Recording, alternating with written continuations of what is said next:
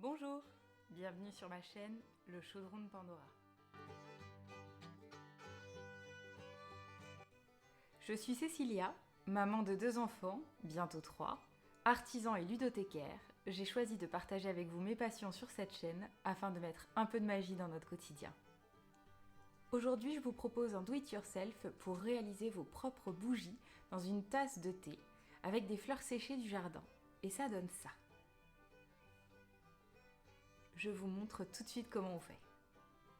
Pour ce bricolage, il vous faudra de la cire en paillettes, paraffine, cire de soja ou cire d'abeille, des mèches que vous pouvez acheter en magasin de loisirs créatifs, des fleurs séchées que vous pouvez aussi trouver en magasin de loisirs créatifs ou encore mieux que vous pouvez récolter et faire sécher.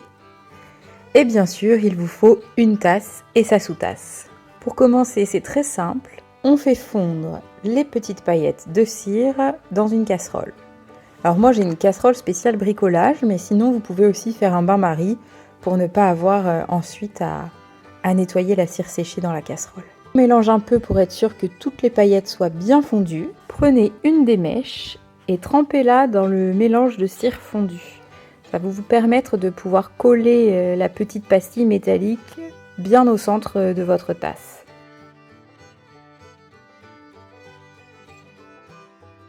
Ensuite, vous n'avez plus qu'à couler votre mélange de cire fondue et éventuellement additionner d'huile essentielle dans la tasse.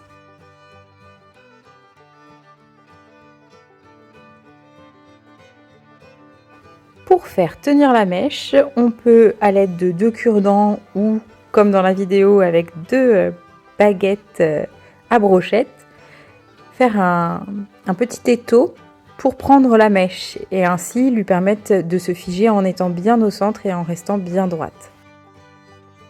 On attend un peu que la cire commence à prendre et lorsqu'elle est encore un peu molle, on y ajoute les fleurs séchées que l'on enfonce légèrement sur la surface de la bougie afin qu'elle soit prise dans la bougie qui va durcir.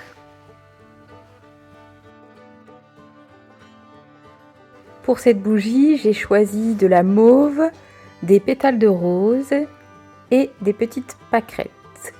Toutes ces fleurs proviennent de mon jardin, je les ai récoltées l'année dernière et fait sécher.